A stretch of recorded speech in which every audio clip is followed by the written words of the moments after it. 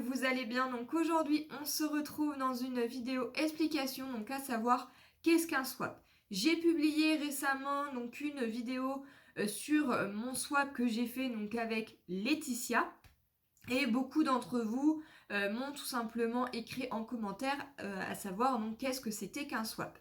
Donc du coup, je me dis que ça peut être quelque chose d'intéressant pour vous et j'ai décidé de vous en faire une petite vidéo explication. Il est vrai qu'on retrouve beaucoup de vidéos sur YouTube sur des swaps, mais qu'on ne trouve, on trouve très très peu des vidéos explications, donc à savoir ce que c'est qu'un swap. Donc du coup, j'en profite pour vous en réaliser une et je pense que ça va intéresser peut-être certaines personnes qui sont donc débutants. Donc un swap, il faut savoir que c'est tout simplement un mot anglais et que ce n'est vraiment pas quelque chose de très compliqué. Donc il faut juste savoir à peu près à quoi ça consiste et ce que c'est réellement. Donc le swap, donc c'est un mot anglais comme je disais. Donc en général on dit le mot to swap, mais en gros swap c'est un échange. Donc c'est un échange entre deux parties, donc entre deux personnes. Et donc du coup après c'est une communication qui rentre entre ces deux personnes. Donc ça peut être moi et une autre personne et on communique entre nous. Tout simplement parce que dans le swap en fait il va y avoir peut-être plusieurs petites règles à respecter en fonction de ce que vous aurez organisé avec la personne. Donc moi, je vais vous donner une petite anecdote, puisque il faut savoir que ce n'est pas réellement mon premier swap que je fais, mais quand j'étais tout simplement débutante, je m'étais inscrite donc sur un groupe Facebook. Je ne sais plus le nom réellement de ce que c'était, mais en gros c'était un groupe pour faire donc des échanges, des échanges en tout genre.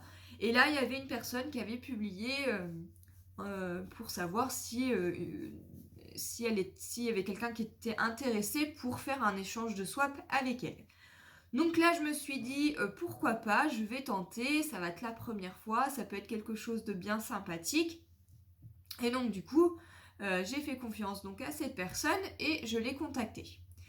Donc ensuite, eh bien, on s'est contacté entre nous, on a pu établir certains ordres par rapport au swap et on devait donc se l'envoyer à la même date. Donc il faut savoir que déjà dans un swap, quand vous rentrez en communication avec une personne, il faut établir donc une date d'envoi. Puisque en général, on essaye quand même de se l'envoyer en même temps. Sauf que là, moi, donc on s'était organisé sur le thème, la couleur, etc., le prix, le nombre de cadeaux, la date d'envoi, etc. Et donc ça ne s'est pas du tout passé comme c'était prévu. Donc du coup, ce que j'ai fait, c'est que j'ai tout simplement contacté la personne en disant voilà, j'ai terminé donc mon swap, je te l'envoie donc comme promis au jour qu'on s'était dit. Donc le jour arrive, j'envoie donc mon colis, donc c'était un envoi par Colissimo et le colis faisait quand même à peu près un peu plus d'1 kilo. Donc je ne saurais plus vous dire à quoi ça consistait, je sais juste qu'il y avait du scrap à l'intérieur. Et donc du coup voilà, c'est parti, j'envoie donc le colis, je lui envoie le numéro de suivi pour qu'elle puisse se donner un ordre d'idée de quand elle va le recevoir. Et puis aussi s'il est perdu, au moins comme ça il y a une preuve de mon envoi. Sauf que du coup, comme je vous disais, ça ne s'est pas du tout organisé comme ceci, parce que moi, je l'ai envoyé le bonjour, mais cette personne donc m'avait contacté en me disant, voilà, je suis malade, je ne pourrai pas t'envoyer ton colis, mais il est fait, je te l'enverrai quand je serai mieux. Donc bon, je dis, écoute, il n'y a pas de souci, je comprends, ça peut arriver, donc je peux attendre encore 3-4 jours, c'est pas... S'il est fait, j'en vois pas du tout le problème. Sauf que du coup, cette personne arrivée donc 4-5 jours après, cette personne, donc je la recontacte et je lui demande où ça en est, si elle est rétablie et si elle a envoyé mon colis. Elle me répond que en fait du coup il n'est pas terminé, elle doit continuer à le terminer, tout ça. Je dis bon bah c'est bizarre, tu m'as dit la dernière fois que qu'il était terminé mais que t'as pas pu l'envoyer parce que t'étais malade. Bon, je laisse encore passer quelques jours. Donc là, on commençait déjà à faire, ça a déjà commencé à faire à peu près plus d'une semaine que j'attendais donc moi mon colis. Donc elle, en attendant, elle avait bien reçu le mien. Et donc la semaine passe, je la recontacte et je lui demande où ça en est. Et en fait, à chaque fois que je la recontactais, elle m'inventait toujours une excuse. Donc ce qui fait que je n'ai jamais reçu donc mon swap. Moi ce que je vous conseille c'est que si vous voulez vous faire donc un échange de swap, c'est de commencer de le faire avec une personne de confiance pour que vous puissiez avoir donc votre échange en même temps. Donc voilà pourquoi moi je l'ai fait donc avec mon amie Laetitia pour ne pas me refaire avoir. Donc voilà le premier conseil que je peux vous donner. Ensuite, qu'est-ce qui consiste en fait un swap? Donc un swap, ça va consister à un nombre de cadeaux, un budget à respecter. Donc ça peut être un budget, je sais pas, suivant vos moyens, hein, bien entendu. Hein, ça peut varier. Hein, ça peut être de 10 euros, 25, 30, 50, 60, 100 euros. En fait, en fonction de votre budget et en fonction du budget de la personne également. Donc là, par exemple, sur le swap que moi j'avais organisé donc avec Laetitia, on s'était fixé un budget de 25 euros. Ensuite, il faut vous fixer donc un nombre de cadeaux. Donc là, par exemple, on s'était fixé donc un nombre de cadeaux de 10 cadeaux pour une valeur de 25 euros. Donc dans le colis, il fallait 10 cadeaux pour 25 euros. Donc c'est relativement assez simple parce que maintenant on peut trouver pas mal de choses, que ça soit Anos, Zeman, Jiffy, Centracor, Action. Enfin, il y a même des sites de scrapbooking où on peut trouver des petites choses à pas très cher. Donc voilà, après vous avez aussi des salons de scrapbooking où il y a des choses vraiment à petit prix. Donc ça sera en fonction de la personne avec qui vous allez faire votre échange, donc de vous fixer un nombre de cadeaux avec un budget. Ensuite, il va vous falloir donc vous organiser, à savoir à quel moment vous allez vous l'envoyer. Donc définir une date d'envoi et de bien la respecter. Et éventuellement de vous donner peut-être une marge d'une semaine si au cas où il se passe quelque chose ou pas. Mais moi je vous conseille vraiment de le faire avec quelqu'un de confiance. Ensuite, il faut vous fixer en fait des objectifs.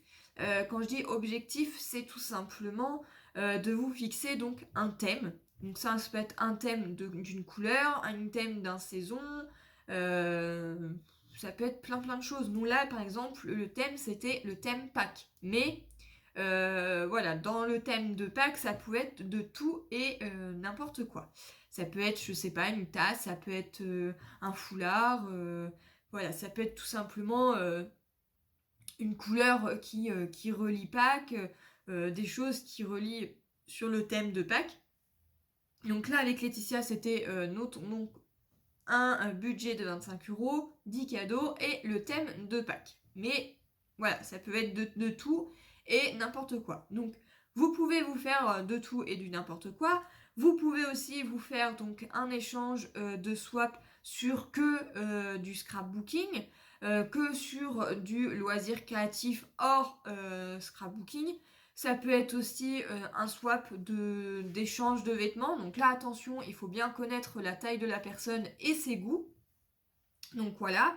Et ça peut être aussi, je sais pas, un swap de bouquins et aussi un swap de création. Donc je sais pas, imaginons que vous pouvez faire un swap de création en se disant voilà, j'aimerais faire un swap avec toi, est-ce que ça t'intéresse, nanana.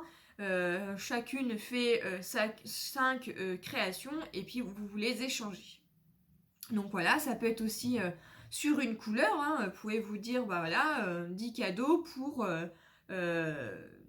une couleur, ça peut être 10 cadeaux de couleur bleue, 10 cadeaux de couleur vert, etc. etc.